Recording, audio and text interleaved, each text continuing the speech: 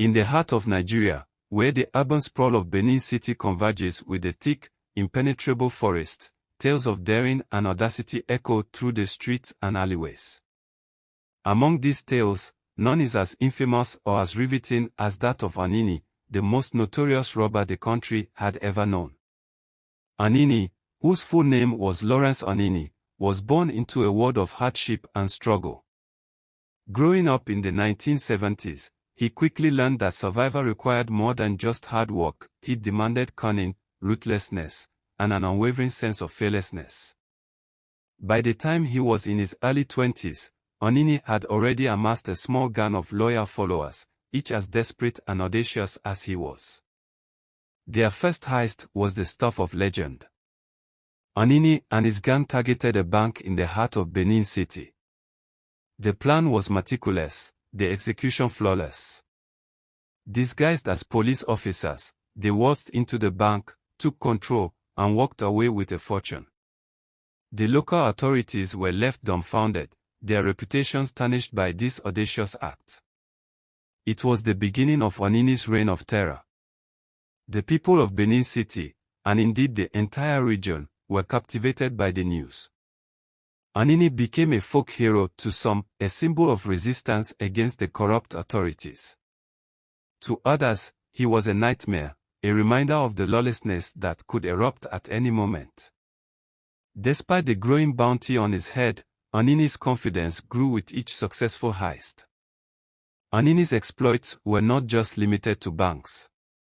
He and his gang began to rob convoys, intercepting vehicles transporting cash and valuables.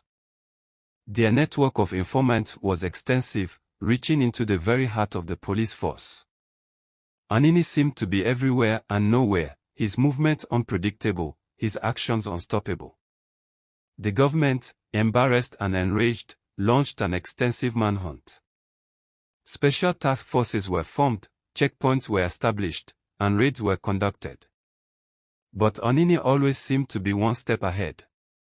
His knowledge of the local terrain, coupled with the loyalty of the impoverished locals who saw him as a Robin Hood figure, made him almost untouchable. One of the most daring of ANINI's exploits occurred on a rainy night in 1986. A high-profile politician was being transported with a large sum of money meant for a secret transaction. ANINI, somehow aware of the details, ambushed the convoy. The politician was left unharmed, but the money vanished into the night, further cementing ANINI's reputation as a master thief. However, even legends have their vulnerabilities. Betrayal came from within. A member of ANINI's gang, lured by the promise of a reduced sentence and a share of the bounty, provided critical information to the police. On a cold December morning, the authorities finally caught up with ANINI. He was cornered in a hideout in a small village on the outskirts of Benin City. The confrontation was fierce. ANINI fought with the desperation of a man who knew his end was near. But the police were relentless, and after a brief but intense shootout, ANINI was captured. Wounded and defiant, he was paraded through the streets, a spectacle for the masses who had both feared and revered him. ANINI's trial was swift and highly publicized. He was found guilty of multiple counts of armed robbery and murder. On March 29, 1987, Lawrence ANINI was executed by firing squad, his body riddled with bullets, his legacy forever etched into the annals of Nigerian history. Even after his death, the legend of ANINI lived on.